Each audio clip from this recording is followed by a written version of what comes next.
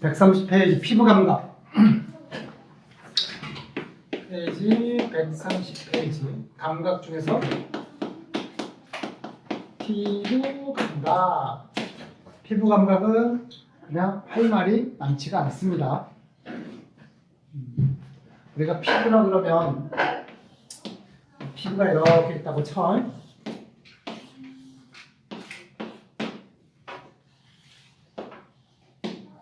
피부 그냥 누구 썰듯이 썰어가지고 보였다고 쳐요. 바깥쪽 피부하고 안쪽 피부가 있어요. 바깥쪽 피부를 뭐라 그래? 상피라고 얘기를 하고요. 그 안쪽 피부를 진피라고 얘기를 합니다. 상피와 진피가 있어. 우리가 보통 평상시에 뭐 살짝 까졌어. 뭐 하다 보면 까질 수 있지? 까지는 건 어디가 상처가 나는 거야? 보통은 상피가 상처가 나는 거겠지. 상피는 금방 아닙니다. 진피가 다치면 피부 깊숙한 곳이 다치게 되면 흉터가 질 수가 있어요. 근데 어쨌든 피부에 이제 털들이 이렇게 있겠지. 그지? 털은 그 모근이라고 하는 게 어디에 분포를 하고 있어요? 진피 쪽에 분포를 하고 있어. 그러면 오늘 배우려고 하는 이 피부 감각은 아까 피부 감각에서 느끼는 그 감각들이 뭐라 그랬니? 통, 압, 촉, 냉, 운, 고통과 압력과 촉감과 차가움과 따뜻함을 느끼는 게 피부 감각이라고 얘기를 했잖아. 근데 얘네들을 느끼는 피부에서 얘네들을 느끼는 지점들이 있는데 그걸 뭐라 그러냐? 통점이라고 얘기를 합니다. 통점. 압력을 느끼는 지점은 압점. 감촉, 촉감을 느끼는 건 촉점. 차가움을 느끼는 지점은 냉점. 따뜻함을 느끼는 지점은 온점이라고 얘기를 해요. 얘네들을 합해서 우리는 감각점이라고 얘기합니다. 아시겠죠? 여러 가지 감각점들은 어디에 분포를 하고 있을까? 상피에 분포를 해요? 진피에 분포를 해요? 딱 보더라도 진피겠지? 그래서 진피에 감각점들이 분포를 한다. 그런데 피부의 부위에 따라서 이 감각점들의 숫자가 많은 곳이 있고 상대적으로 감각점이 적은 곳이 있단 말이야. 감각점이 많은 곳은 그 피부의 그 부위는 예민하다는 얘기야, 둔감하다는 얘기야. 예민한 곳이 감각점이 많은 곳이야. 우리 온몸 중에서 감각점들이 특히 많이 분포하고 있는 장소가 대표적인 장소가 어디일까? 손끝이야. 손등 말고 손끝. 또는 더 많이 분포하는 데가 있어. 어딘 줄 아니? 입술, 혀나 입술. 감각점들이 굉장히 많이 분포를 하고 있어요. 그래서 우리 몸에서 피부 감각으로 가장 예민한 곳이 손끝, 혀, 입술 이런 데가 굉장히 예민해. 그리고 예민한지 둔감한지는 어떻게 판단을 할 수가 있냐면 우리가 구별을 할 수가 있냐면 간단하게 실험을 통해서 알 수가 있어요. 예를 들어서 뾰족한 샤프 펜슬 2개를 준비해서 좀 넓게 붓끝을 좀 넓게 잡아. 한 1cm 잡아. 그래서 딱 눌러봐. 어딘가를. 그래서 딱 눌렀을 때 아, 2개가 찌르는구나. 느끼면 어쨌든 예민한 곳이야. 근데 찔렀는데 이게 2개인지 하나 뭉툭한 거 하나가 찔렀는지 잘 안 느껴져. 그럼 거기는 감각점이 뭐하다는 얘기야? 적게 있다는 얘기지. 둔감하다는 얘기. 그런데 얘 간격을 점점 좁혀. 한 5mm 정도 좁혀. 5mm 정도 간격으로 좁힌 다음에 손등을 딱 찔러봐. 하나인지 2개인지 감이 안 와. 알아요? 지금 연준이 해보고 있는데 느껴지냐? 2개인지 하나인지? 잘 모르겠지. 근데 손끝을 딱 누르면 정확하게 2개가 찔렀구나가 바로 느껴져. 이해돼요? 간격은 더 좁혀. 손끝은 간격을 많이 좁혀도 2개인지 바로 느껴져. 혀는 말할 것도 없고. 혀 딱 대면은 이거 2개구나 바로 느껴져. 근데 이걸 가지고 엉덩이 툭 찔러. 엉덩이 찔렀는데 엉덩이 찔렀더니 이게 하나인지 2개인지 알까 모를까? 난 모른다는 얘기야. 그래서 2개로 느낄 수 있는 그 간격이 좁으면 좁을수록 좁았는데 2개로 느껴졌어. 그곳은 예민하다는 것이야? 둔감하다는 얘기야?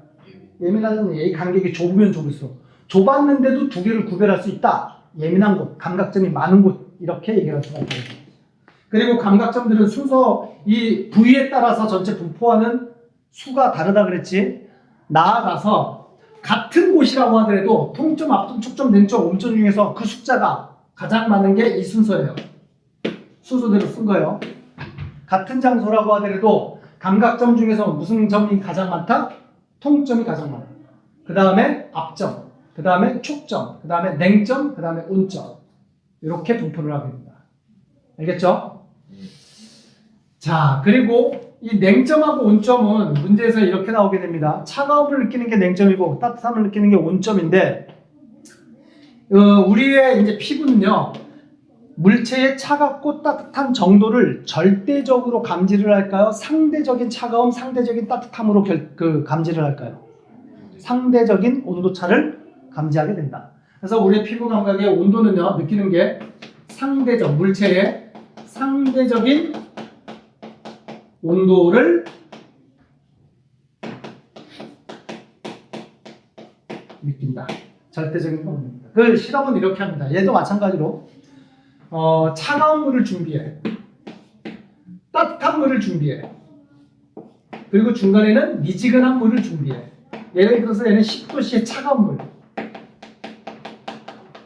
얘는 50도씨의 따뜻한 물, 그리고 얘는 한 30도씨의 미지근한 물이라고 치자. 알겠지? 오른손과 왼손을 일단 하나는 찬물, 하나는 따뜻한 물에 집어넣어. 당연히 얘는 뭘 느껴? 차가움을 느끼겠지. 얘는 따뜻함을 느끼겠지. 충분히 느낀 다음에 두 손을 빼서 동시에 같은 온도의 미지근한 물에다가 집어넣어. 쓸 때 이 두 손이 둘 다 미지근하다고 느끼느냐? 아니란 얘기야. 찬물에서 집어넣은 손은 뭘 느끼게 돼? 따뜻함을 느끼게 돼. 근데 뜨거운 물에서 온 손은 뭘 느끼게 돼? 차가움을 느끼게 돼. 같은 온도임에도 불구하고. 그 실험을 통해서 우리의 이 냉점과 온점이라고 하는 차가움, 따뜻함은 뭘 느끼게 된다? 상대적인 온도 차이를 느끼게 된다. 라는 걸 알 수가 있다는 뜻이야. 이해되셨어요? 네. 자, 이게 피부 감각에 대한 내용입니다.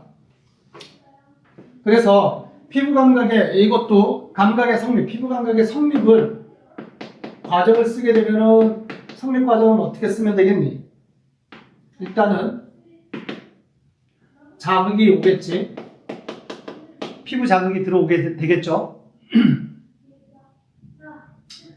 이게 피부에 있는 감각점에 도달을 할 거고요. 아시겠죠? 감각점들이 느끼는 그 자극을 누구한테 보내야 돼? 신경으로 보내야 됩니다. 뇌하고 연결되어 있는 건 신경이야. 알겠죠? 감각신경. 신경으로 보내고 그 신경이 최종적으로 어디에 도달해야 된다? 뇌에 도달해야 된다. 이해됐니? 이게 감각의 성립이야. 피부 감각의 성립. 오케이? 끝. 131페이지 5번 문제. 정리한 것들을 한번 보자. 문제를 한번 풀어봅시다. 5번 문제. 자, 피부 감각에 대한 설명 OX로 나타내라. 1. 감각점은 몸 전체에 고르게 분포한다. 맞아, 틀려? 틀렸죠? 집중적으로 분포하는 곳이 있고 좀 듬성듬성하게 분포하는 곳이 있다. 예민한 곳이 있고 둔감한 곳이 있다. 2번. 일반적으로 통점이 가장 많이 분포한다. 맞는 말이죠. 통점이 숫자가 가장 많다고 했고요. 2번. 냉점과 온점은 절대적인 온도를 감지한다. 틀렸죠? 상대적인 온도를 감지하게 되는 거고요. 4번. 감각점에서 받아들인 자극은 피부 감각 신경을 통해 뇌로 전달된다. 맞는 말이죠. 5번. 특정 감각점이 많은 부위는 그 감각점이 받아들이는 자극에 더 예민하다. 당연한 말이죠. 이해되셨죠? 넘겨서 132페이지. 이제 청각 그리고 후각, 미각으로 들어간다. 자, 132페이지. 청각. 청각의 감각기관의 이름은 뭐라고요? 귀. 그래서 귀의 구조를 간단하게 그릴 겁니다. 귀가 이렇게 생겼다고 치자. 내부가 이렇게 돼 있을 거고요.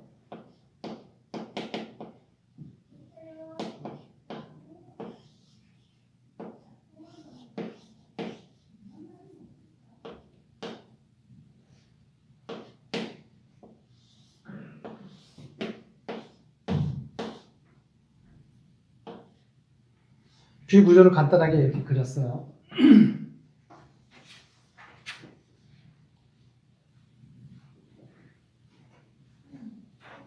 자, 보자.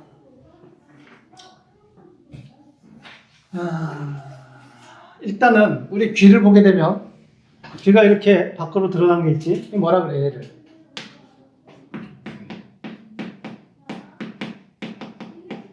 귀바퀴야, 귓바퀴야? 귀 사이즈. 귓바퀴. 그지? 얘를 귓바퀴라고 얘기를 해요. 그 다음에 이 구멍이 이렇게 뚫려져 있단 말이야. 소리가 이 안으로 이제 들어가게 되겠죠? 그죠? 요 지나가는 요 길을 뭐라 그래? 외이도. 귓구멍이란 얘기예요. 쉽게 얘기해서. 한문으로 외자는 바깥 외자, 이자는 무슨 이자? 귀이. 도는 길도. 그러니까 귀의 외부와 내부를 구분을 하는데 굳이 어디를 기준으로 귀 외부, 귀 내부로 구분을 하느냐? 얘가 있는 이 막이 얇은 막이 있거든. 이는 얘가 고막이야. 고막을 기점으로 바깥쪽을 외이, 고막을 기점으로 안쪽을 내이라고 얘기를 합니다. 외이, 내이. 알겠죠? 네. 자, 그런데 고막이 있고요. 고막이라고 하는 얇은 막에 이렇게 내가 물방울로 그린 그림이 있어요. 얘가 뼈야, 뼈. 얘가 무슨 뼈냐? 이름이 귀 속에 있는 뼈라 그래서 귀속뼈. 얘가 귀속뼈야. 참고로 인간이 가지고 있는 몸 안에 내부에 있는 뼈들 중에서 가장 작은 뼈가 귀속뼈야. 그리고 이 귀속뼈는 하나가 아니라 몇 개로 이루어져 있냐면 3개야. 귀속뼈 3개. 귀속뼈가 3개로 이루어져 있어요. 그 다음에 귀속뼈에 연결돼서 돌돌돌돌 말려져 있는 이 부위가 생긴 모양이 달팽이처럼 생겼다 그래서 얘 이름이 뭐예요? 달팽이관. 또 이거 실수해서 주관식에 뭐라고 쓰는 놈들이 있는지 알아? 골뱅이관. 헷갈릴 수 있잖아. 실수할 수 있잖아. 골뱅이, 달팽이. 달팽이관이에요. 달팽이관이라고 얘기를 하고요. 달팽이관 바로 위쪽에 약간 볼록하게 그림을 그린 요 부위가 있어요. 요 부위. 얘 이름이 전정기관. 볼록하게 있는 부분을 전정기관. 그리고 전정기관 위쪽에 고리가 3개의 고리로 이루어져 있는 관이 있어. 3개의 고리관. 얘 이름이 반고리관. 말 그대로 고리로 이루어져 있다. 몇 개의 고리로 이루어져 있다? 3개의 고리로 이루어져 있다. 반고리관. 알겠죠? 그리고 여기에 또 다른 관이 있는데 이 관의 이름은 뭘까요? 그제 얘 뭐라고 나와 있어? 귀 인두관. 찾았지? 어디 있는지. 귀 인두관이 있고요. 그 다음에 달팽이관에 연결되어 있는 신경이 있어. 얘 신경이라고 지금 내가 얘기했잖아. 무슨 신경이야? 이름은 청각신경.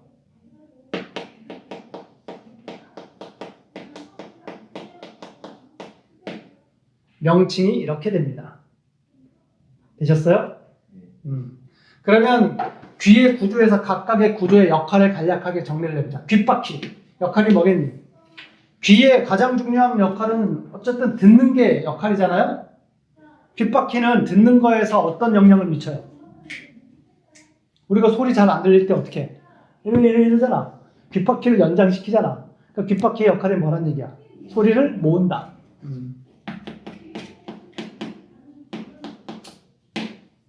소리를 모아주고요. 외이도 역할은 뭐예요? 소리가 지나가는 길이다.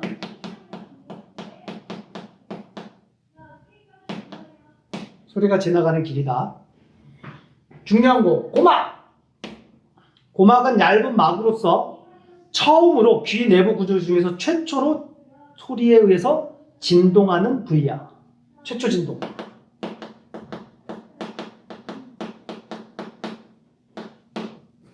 최초로 진동하는 거야. 야, 고막이 없으면 사람이 소리 들어 못 들어? 들어. 고막이 없어도 들을 수 있어. 단 정상인에 비해서, 일반인에 비해서 잘 안 들리게 되겠지. 고막이 없어도 들리긴 합니다. 어쨌든 고막은 처음으로 진동을 하고요. 근데 그 고막하고 붙어있는 게 뼈가 있다 그랬지. 고막과 뼈가, 귓속뼈가 붙어 있어요. 그러면 귓속뼈는 고막이 떨리면 귓속뼈도 어떻게 되겠니? 떨림을, 진동을 받게 되겠지. 그러면 귓속뼈의 역할은 뭐냐? 받아들인 진동을 더 큰 진동으로 증폭시키는 역할을 해. 귓속뼈의 역할은 진동, 증폭. 진동을 뻥튀기시킨다. 알겠죠? 그리고 진동이 증폭된 그 진동을 누가 받아요? 달팽이관이 받게 된단 말이에요. 그러면 달팽이관에 뭐가 있냐? 얘도 별표. 달팽이관에 있는 게 청각세포가 여기에 있어. 청각세포가 분포하는 장소야. 청각세포라고 하는 것은 뭐예요? 소리를 이제 감지하는 세포란 뜻이에요. 소리를 감지해서 뭘로 바꿔? 전기신호로 바꿔. 그 전기신호를 이제 누구한테 줘? 청각신경으로 보낸단 말이야. 그러면 청각신경은 그 전기신호를 어디까지 전달을 하게 돼? 대뇌까지. 청각신경은 신호를 전달을 한다. 대뇌까지. 그러면 대뇌에 소리가 전달이 되면 청각의 성립이 완결되게 된다. 그래서 청각의 성립 과정을 한번 정리해 볼까요? 청각이 성립하기까지의 과정은요, 소리, 자극원이 들어와. 뭐 귓바퀴를 지난다라고 하기는 좀 뭐하니까 그래도 쓸까? 귓바퀴, 그리고 웨이도 지나서 처음으로 진동시키죠. 어딜 진동시켜요? 고막을 진동시키고, 진동된 소리는 증폭이 돼야 되겠지. 귓속뼈로 증폭이 되고요. 그 귓속뼈 증폭된 신호가 달팽이관에 전달됩니다. 달팽이관에 존재하는 게 무슨 세포라고? 얘가 존재하는 세포가 청각세포가 이 안에 있고요. 청각세포는 이제 전기신호로 바꿔서 누구한테 전달해? 청각신경으로 보내고요. 청각신경은 최종적으로 대뇌, 뇌라고 얘기를 하면 되겠죠. 그죠? 뇌로 보내게 된다. 그러면 자극의 성립이 일어나는 것이다. 됐나? 그러면 설명 안 한 게 있잖아. 귀의 구조에서. 전정기관하고 반고리관하고 귀인두관. 그지? 요거 설명 안 했네. 일단 귀인두관 역할은 뭐냐? 몸 내부, 외부의 압력을 조절한다. 뭔 얘기냐면 우리가 엘리베이터 타고 갑자기 높은 층에 올라가게 되면 갑자기 귀가 뭐해져? 먹먹해지지. 압력이 달라져서 그런 현상이 일어나게 되는 거야. 우리 내부에 압력이 있잖아. 그리고 공기에 대기압이 있단 말이야. 올라가게 되면 대기압이 어떻게 돼? 낮아져. 근데 내부의 압력은 그대로 유지가 되니까 살짝 붓고 오르게 된단 말이야. 고막이. 먹먹해지는 게 그거야. 그러다가 하품이라든가 기침이라든가 재채기를 하는 과정에서 귀인두관이 열리고요. 귀인두관에 의해서 내부와 외부의 압력이 어떻게 돼? 조절이 된다는 거야. 그때 다시 뻥 뚫리는 느낌을 받게 된다는 거지. 그게 압력 조절이라는 뜻이에요. 됐죠? 그 다음에 전정기관, 반고리관 이 두 기관은요. 우리 몸에 뭘 담당하는 기관이냐면 우리 몸의 균형 감각을 담당하는 기관이에요. 균형의 흐트러짐을 감지하는 기관이에요. 특히 전정기관은요. 뭘 감지를 하냐면 중력의 변화를 느껴요. 바로 이거 몸의 기울어짐. 기울어진, 내 몸이 기울어지고 있다?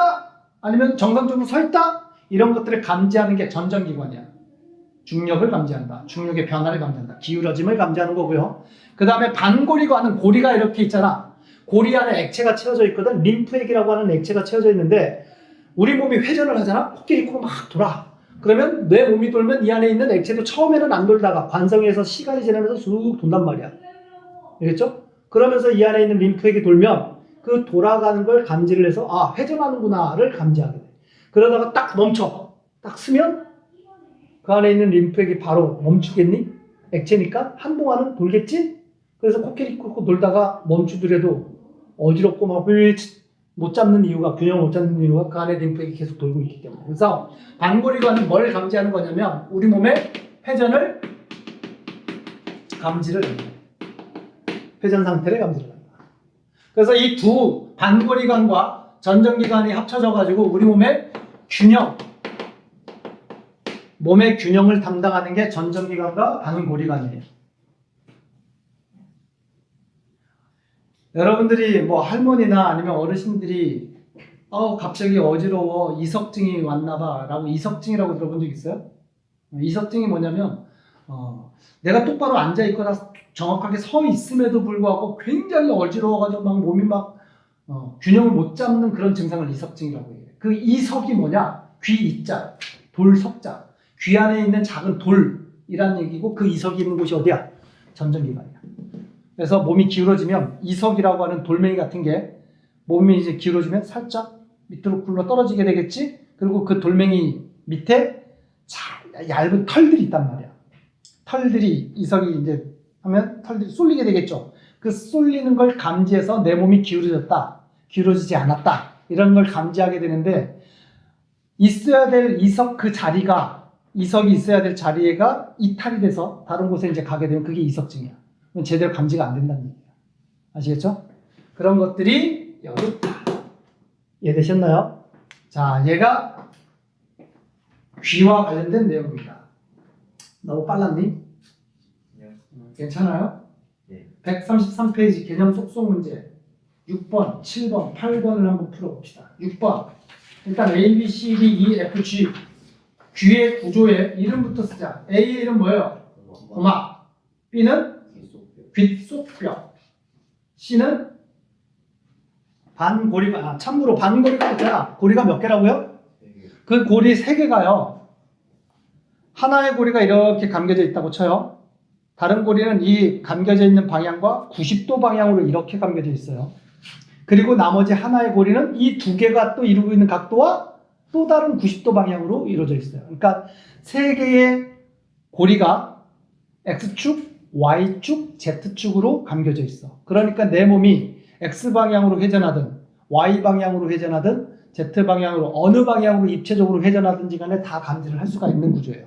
각각 90도의 관계를 가지고 있다. 알아두도록 하시고요. 자, D는 뭐예요? 구조가? 전정기관. 그 다음에 E가 청각신경. F가 달팽이관. G가 귀인두관. 문제 6번에 그거 이름 쓰는 게 문제 6번이었죠.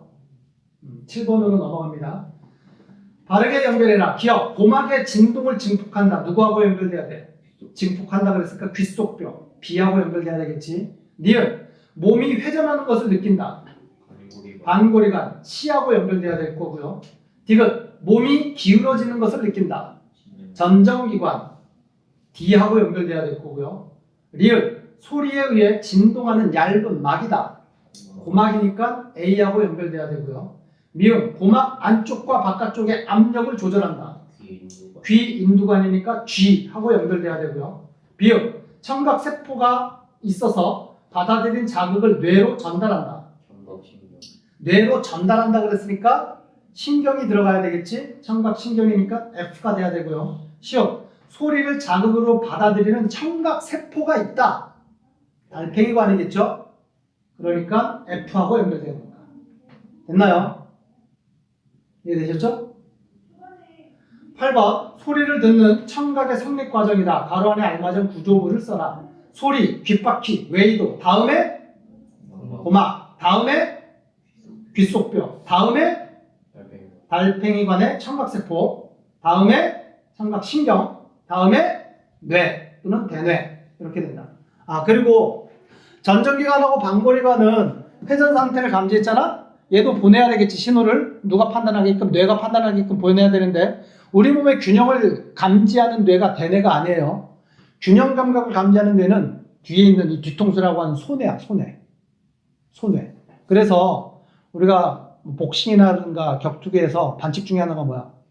뒤통수 후두부 때리면 반칙이잖아. 손에 때리면 안 된다는 얘기야. 균형 감각을 바로 무너뜨릴 수가 있어요. 위험하다 이런 얘기지. 그래서 우리 몸의 균형 감각을 인지하고 적절한 명령을 내리는 뇌는 뇌 중에서 소뇌에 해당된다. 뒤에 이제 배우게 될 겁니다. 참고로 알아두시면 됩니다. 여기까지 됐나? 네. 오케이. 자, 마지막으로 뭐가 이제 남았니? 후가, 이가 나왔어. 132페이지 코하고 혀가 남았네. 일단 후각. 아까 후각의 자극원이 뭐라 그랬니? 냄새, 자극원은 기체, 냄새, 정확하게는 기체 상태의 화학물질.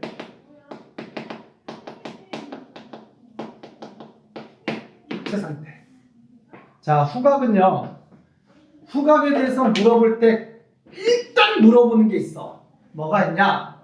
후각은 인간이 가지고 있는 인간의 5감각 중에서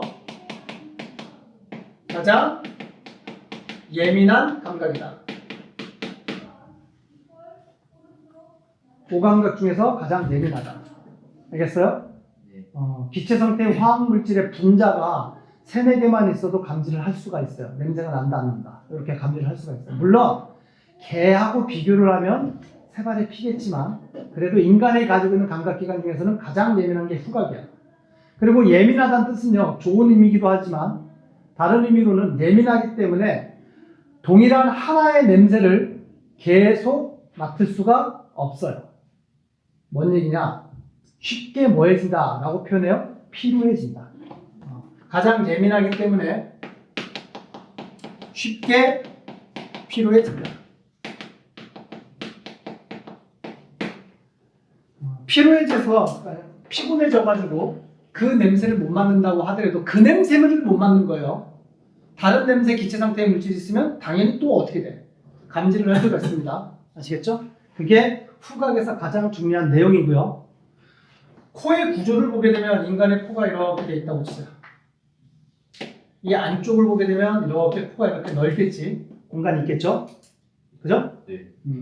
요 위쪽 부분, 코의 천장, 안쪽에서 코 천장, 요 부분의 명칭을 후각 상피. 여기를 후각 상피라고 얘기를 해요. 아시겠죠? 그리고 후각 상피에 이제 뭐가 분포를 하고 있다는 얘기야. 냄새를 감지하는 세포들이 여기에 분포를 하고 있다는 얘기야. 바로 이 후각 상피에 뭐가 분포한다? 후각 세포가 분포하는 장소다.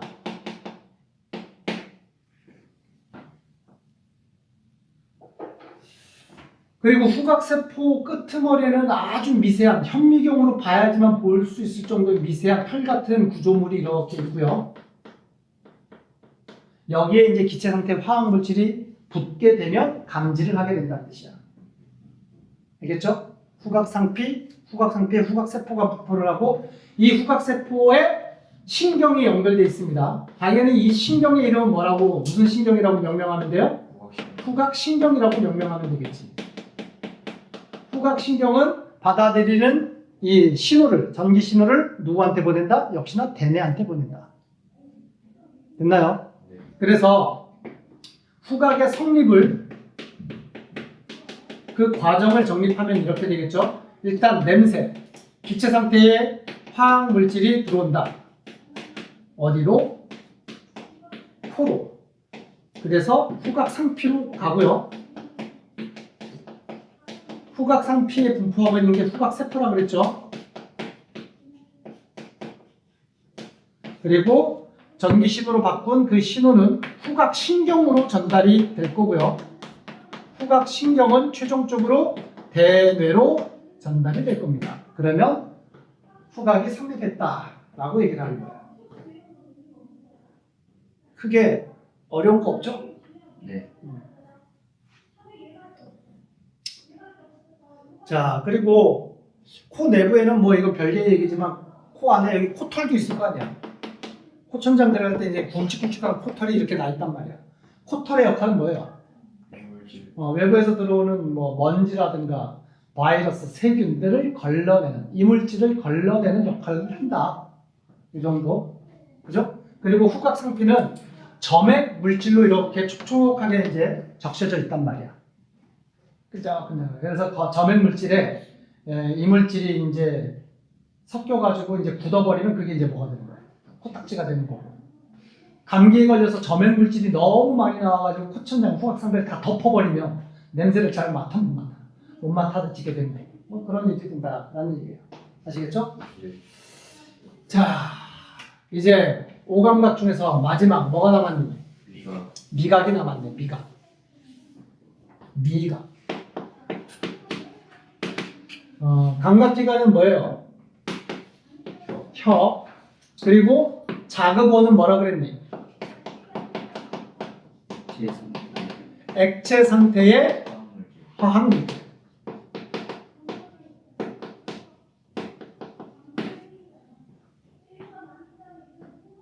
자, 그러면 우리 이 미각에서는 뭐가 정리가 돼야 되느냐? 우리가 미각이라는 게 결국은 맛이라고 하는 건데, 맛. 우리가 맛에는 기본 맛이라는 게 있어. 기본 맛. 혀로 느끼는 맛을 기본 맛이라고 얘기를 합니다. 기본 맛의 종류에는 크게 몇 가지가 있어요? 5가지가 있어. 기본 맛에는 뭐가 있느냐? 일단은 단맛, 짠맛, 신맛, 쓴맛, 감칠맛. 단, 짠, 쓴, 신, 감칠맛. 이 5가지가 혀로 느낄 수 있는 맛이야. 액체 상태 화학물질이야. 한국 사람들이 좋아하는 맛이 빠졌잖아. 매운맛. 매운맛. 그러면 매운맛은 기본 맛이 아니란 얘기잖아.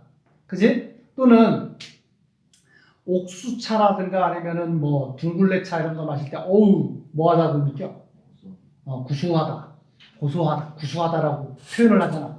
구수한 맛도 빠졌어요. 그 지금 5가지 맛 뺀 나머지 맛들은 다 무슨 맛이라는 얘기야? 기본 맛이 아니란 얘기야. 그러면 매운맛이라든가 구수한 맛 또는 생선을 구워가지고 먹는데 잘 굽질 않았어. 약간 덜 익었어. 비린맛. 비린맛이 난다라고 표현하지. 또는 잘 익지 않은 덜 익은 감을 먹었을 때 어우 떫은 맛 이런 것들도 있단 말이야. 그러면 지금까지 그런 얘기한 것들은 기본 맛은 아니란 얘기예요. 그런 건 뭐냐? 피부 감각 또는 고통으로 느끼는 감각들이야. 그래서 매운맛 엄밀하게 얘기하자면 얘는 기본 맛이 아니라 뭐예요? 고통이에요. 통각이야, 통각. 떫은 맛. 얘는 압각에 해당돼요. 압각에 해당되고요. 비린맛, 구수한 맛. 비린맛 또는 구수한 맛.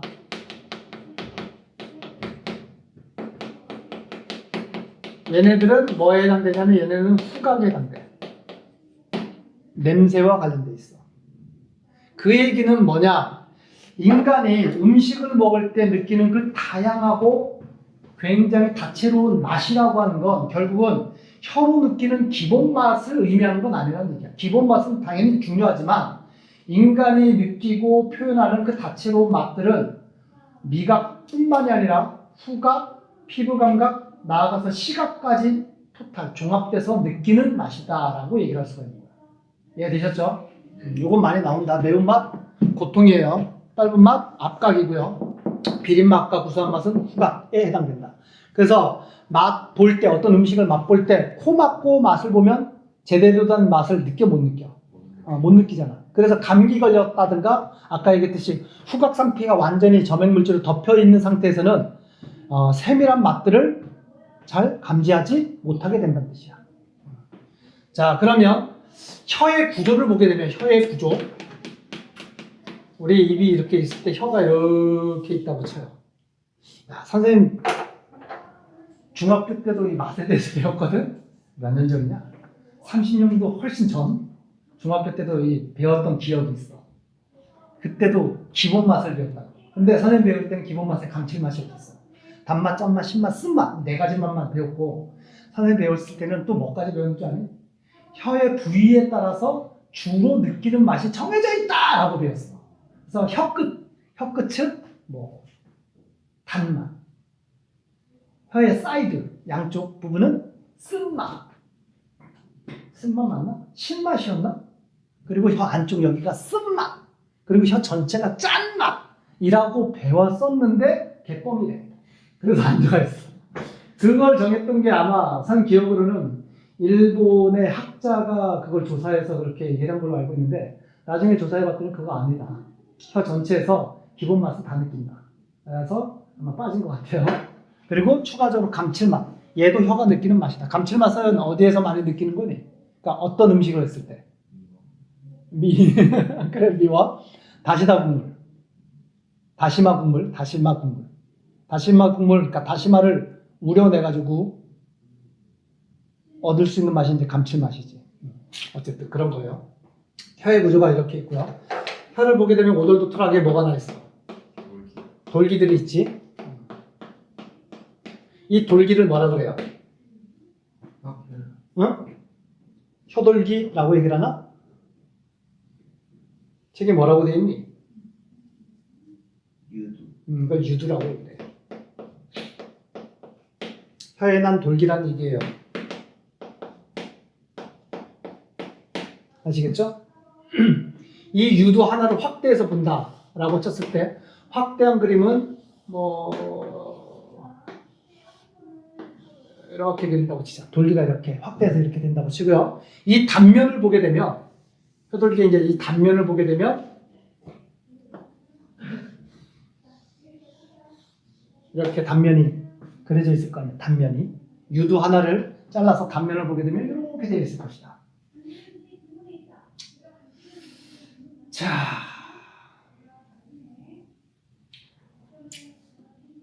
여기서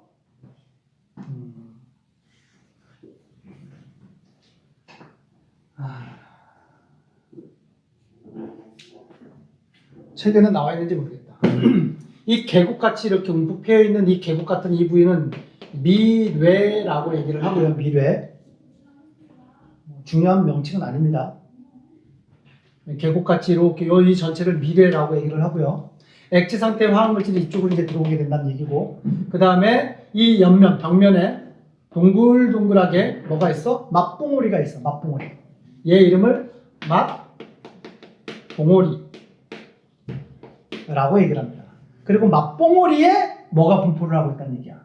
맛을 느끼는 맛세포, 미각세포가 또는 맛세포, 미각세포라고 하는데 맛봉오리에 분포하고 있는 세포가 바로 무슨 세포다?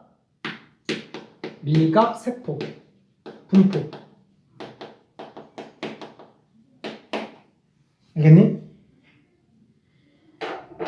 그래서 액체 상태의 화학물질이 미뢰 이 골짜기로 들어오게 되면 맛봉오리라고 하는 부위에 안착이 될 거고요. 붙어버리게 되면 그 맛봉오리에 분포하고 있는 맛세포, 미각세포가 감지를 해서 전기신호로 바꾸겠죠. 전기신호로 바꾼 다음에 누구한테 전달해야 돼?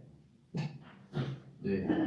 뇌로 전달하기 위해서는 이제 전달이 되는데 신경으로 전달해야 되겠지. 그러니까 미각세포 다음에 신경 다발이 이렇게 또 연결이 돼 있을 거고요. 각각 이 신경이 바로 무슨 신경이야? 미각신경에 해당될 거고, 전기신호가 미각신경을 통해서 뇌까지 전달되면 미각이 성립한다 라고 얘기를 하는 거예요. 그래서 정리하자면 미각의 성립 과정은 일단 맛, 액체 상태 화학물질이 어디에? 혀에 뭐 유두, 맛봉우리, 여기에 이제 맛세포, 미각세포가 있다는 얘기고요. 얘가 미각신경으로 전기신호를 보내고 미각신경은 최종적으로 대뇌에 보내지게 되면 이 맛이 짠맛이구나, 신맛이구나 이런 것들을 알 수가 있게 된다라는 얘기예요. 알겠어요? 책에는 미각세포라고 하진 않았네. 무슨 세포라고 했니? 맞아요. 맛세포. 보통 지금 현재 추세가 한문을 대부분 다 무슨 뭘로 바꿔? 한글로 바꾸는 추세이기 때문에 미각, 세포, 줄여서 그냥 맛세포라고 얘기합니다. 됐나요? 네. 133페이지 9번과 10번 문제 풀고 오늘 수업을 마치도록 하겠습니다. 9번 후각, 미각에 대한 설명 OX를 1. 후각은 매우 민감한 감각이다. 맞아요. 오감각 중에서 가장 민감하다고 그랬죠? 맞고요. 2번 후각과 미각을 종합해서 음식 맛을 느낀다. 후각, 미각뿐만이 아니라 피부 감각까지 총동원된다 그랬지? 전체적인 큰 틀에서는 맞는 말이고요. 3번 혀로 느끼는 기본적인 맛은 단맛, 짠맛, 신맛, 쓴맛, 매운맛이 있다. 아니에요. 아니죠. 매운맛이 아니라 감칠맛이 들어가야 됩니다. 4번 후각 세포는 쉽게 피로해져서 같은 냄새를 오랫동안 계속 느끼게 한다. 아니죠. 쉽게 피로해지니까 한 냄새는 오랫동안 맡을 수가 없습니다. 10번 두 감각을 느끼는 과정을 나타냈다. 가로 안에 알맞은 말을 써라. 냄새를 느끼는 과정은 힐링 상태의 화학물질, 기체. 기체 상태의 화학물질이 후각 상피에 있는 후각 세포로 전달돼야 되고요. 그 다음에 후각신경, 그 다음에 뇌. 그 다음에 맛을 느끼는 과정은 먼 상태의 화학물질, 액체 상태의 화학물질이 혀에 있는 맛봉오리에 존재하고 있는 맛세포에 자극을 하게 될 거고요. 맛세포가 느낀 자극은 미각신경으로 보내고 최종적으로 뇌에 도달하게 되면 성립이 완결된다. 되셨나요? 네. 자, 그래서 오늘 숙제는 어디까지? 여기까지. 페이지 139페이지까지.